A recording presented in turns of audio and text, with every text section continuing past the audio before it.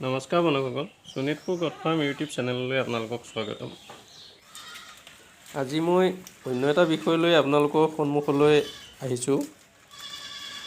এই ভিডিঅ'টোৰ যোগেদি আপোনালোকে যথেষ্ট অনুপ্ৰাণিত হ'ব। এয়া চাওক, আজি মোৰ ফাৰ্মলৈ ক্ষেত্ৰ পৰিদৰ্শনৰ বাবে আহিছে অসম গ্ৰামীণ বিকাশ বেংকৰ অধীনত শোণিতপুৰ RCT অৰ্থাৎ গ্ৰাম্য স্বনিয়োজন প্ৰশিক্ষণ প্ৰতিষ্ঠানৰ প্ৰশিক্ষাৰ্থীসকল। আহকচোন চাওঁ বাইদেৱে কি কয়।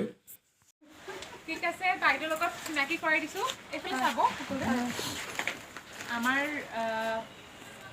207 বেচৰ তেখেতে আমাৰ ছাগলী পালনৰ প্ৰশিক্ষণ লৈছিলে আৰু তেখেতে ইয়াৰ পৰা তাৰলৈকে অহা যোৱা কৰি আছিলে।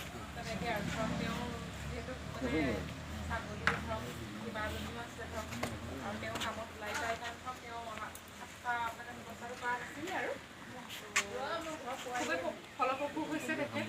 আৰু আমি ভাবিলোঁ যে তেখেতকো উৎসাহ দিবলৈ আৰু লগতে আপোনালোককো উৎসাহ দিবলৈ আমি ফিল্ড ভিজিটটো ইয়াত প্লেন কৰিছোঁ। ফিল্ড ভিজিট আমাৰ আৰু আগলৈও আছে মানে ধৰক মানে পিছলৈ থাকি আহিলে ক'লে ভাবিলোঁ যে আমি পাষ্ট ট্ৰেইনিজৰ কিছুমানত দেখাওঁ, তেওঁৰ অভিজ্ঞতাখিনি দেখাওঁ, তেওঁ ক'ত ধৰক ভুগিছে বা তেওঁ ক'ত সফল হৈছে সেইখিনি যদি আপোনালোকে দেখে আপোনালোকো ধৰক হয়তো মানে নিজৰ কৰ্মস্থানত ধৰক ক'ৰবাত আগবাঢ়িব পাৰিব, হয়নে? তো নেক্সট ইয়াৰ যেতিয়া আৰু নেক্সট বেচত আকৌ যেতিয়া ট্ৰেইনিং হ'ব আমি ভাবিম যে আপোনালোকৰ ফালৰ পৰা কোনোবা যদি ষ্টাৰ্ট কৰে তেনেকৈ আপোনালোকৰ ঘৰলৈ লৈ যাম। তেনেকৈ দূৰ বুলি কোনো কথা নাই, কিন্তু মুঠতে ধুনীয়াকৈ কৰক, আপোনালোকে উৎসাহ পোৱক আৰু আনেও উৎসাহ পাওক, সেইটোৱে আমাৰ আশা আছিল, হয়নে? ঠিক আছে বাইদেউ, আপুনি কৈ যাওক আপোনাৰ কেতিয়াৰ পৰা আৰম্ভ কৰিছিলে, কেইজনীৰ পৰা কি আছে আৰু ট্ৰেইনিংটোৰ কথাও ক'ব, সকলো কথা ক'ব। তাৰপৰা আমি ফাৰ্মখন চামগৈ ন।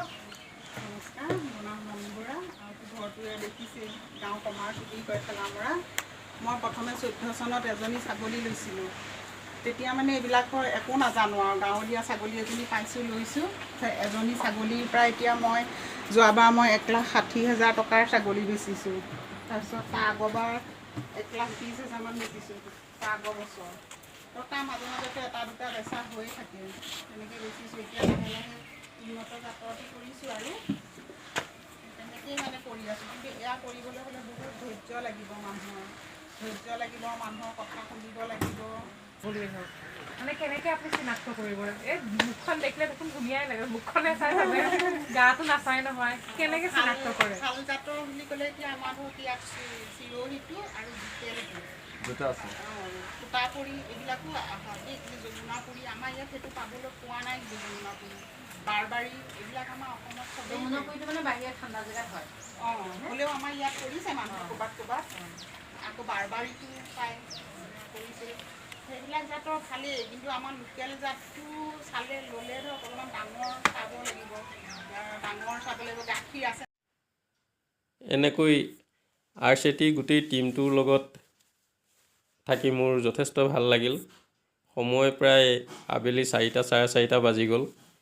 তেওঁলোকে মোৰ ফাৰ্মখন ভিজিট কৰি কেনেকুৱা পালে মই নাজানো। মই মোৰ ফাৰ্মখনত থকা গোটেই ছাগলীখিনি তেখেতসকলক দেখুৱালোঁ। মোৰ গঁৰালটো কেনেকৈ বনাইছোঁ মই সেইটোও দেখুৱালোঁ, গঁৰালো চালে। আৰু মোৰ নেপিয়াৰৰ খেতিখিনিও চালে, নেপিয়াৰ ঘাঁহৰ লগতে ঘাঁহ কটা মেচিনটো, সেই মেচিনটোও তেখেতসকলে চালে, ঘাঁহ কাটিও দেখুওৱা হ'ল তেখেতসকলক। প্ৰশিক্ষাৰ্থীখিনিক মই মোৰ ফাৰ্মত যিখিনি আছে মই গোটেইখিনিয়েই তেওঁলোকক জনালোঁ আৰু জনাবলৈ পাই মই নিজেও সুখী হৈছোঁ। এনেকৈ আবেলিৰ সময়ছোৱা খুব ভালদৰে পাৰ হৈ গ'ল। খুব ভাল লাগিল। বাইদেউহঁতৰ লগত কেইকপিমান ফটো উঠিলোঁ।